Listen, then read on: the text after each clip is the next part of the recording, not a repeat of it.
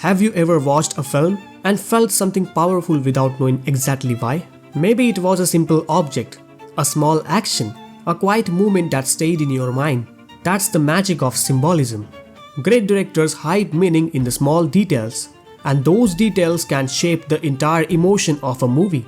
Today, we are going to explore how symbolism turns simple visuals into deep storytelling. And to understand this, we'll look at 3 films that use it beautifully: Pather Panchali, Parasite and The Godfather. Each film uses everyday objects and movements to express big ideas about life, society and human nature.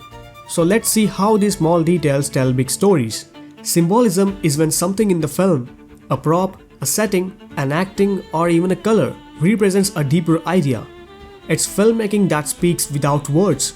Great symbolism usually does 3 things. First, it supports the theme of the film. Second, it develops the characters naturally. And third, it stays subtle, so the audience feels it emotionally rather than hearing it explained. When used well, symbolism creates impact that lasts long after the movie ends. Let's start with 1950s, the film that is ahead of its time. Released in 1955, Satyajit Ray's Pather Panchali shows how simplicity can hold incredible emotional power. Satyajit Ray never forces symbolism. Instead, he lets real life create meaning. For example, the train, a symbol of hope for the family. One of the most iconic moments in Indian cinema is Apu and Durga watching the train. For them, the train represents possibility, a world beyond their struggling village, a promise of movement, change and hope.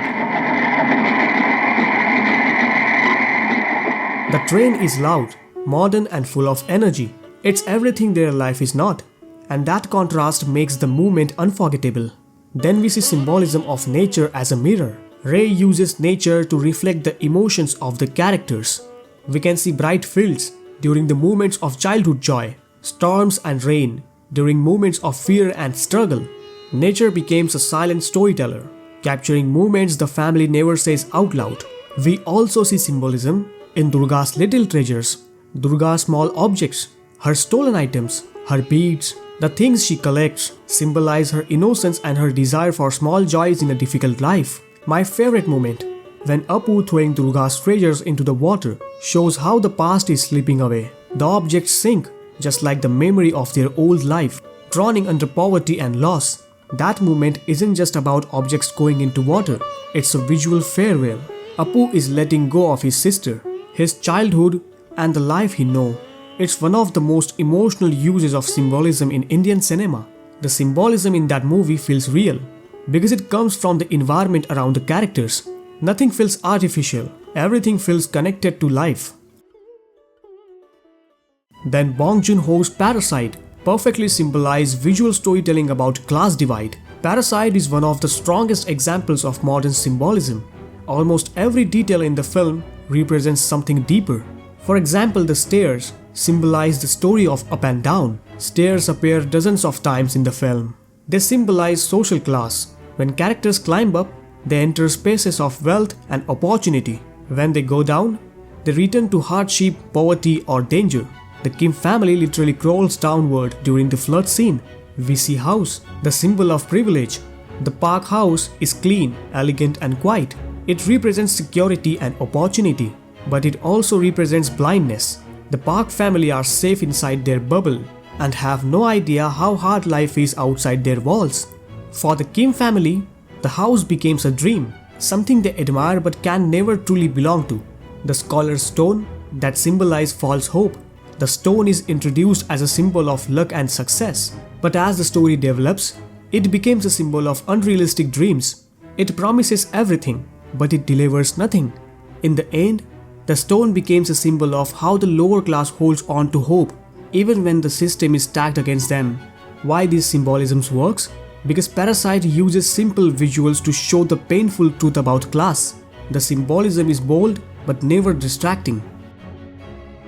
You're watching Prime Cinephile, and if you love movies as much as I love, don't forget to subscribe for more deeply rooted videos about cinema. In The Godfather, we see symbolism in power, control and cost of morality. Francis Ford Coppola uses symbolism to express power, danger and corruption in The Godfather. The most prime, appreciated, and famous example of symbolism in Godfather is oranges that replicate a warning of violence. Oranges appear before major moments of danger or death. They are bright and unnatural inside the film's dark world, making them stand out. Every time you see oranges, something bad is about to happen.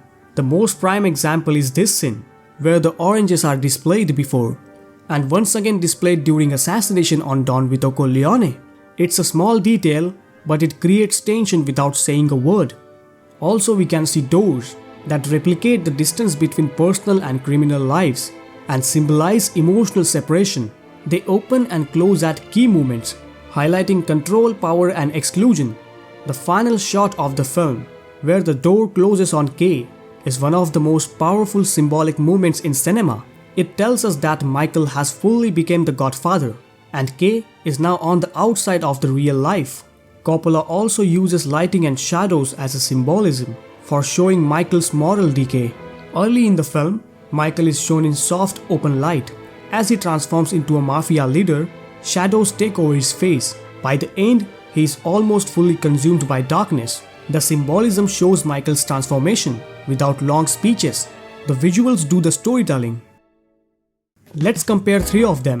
Pather Panchali uses natural everyday details to show innocence, struggle, and hope. Parasite uses bold structural elements to show class and inequality. The Godfather uses symbolic objects to show power and corruption. Different styles, different tones, but all three use symbolism to add depth and richness to the story. Symbolism makes storytelling stronger because it stays in mind longer than dialogue. It gives the audience something to feel, not just understand. Good symbolism enhances themes, strengthens character arcs, adds emotional weight, and connects the viewer to the story on a deeper level.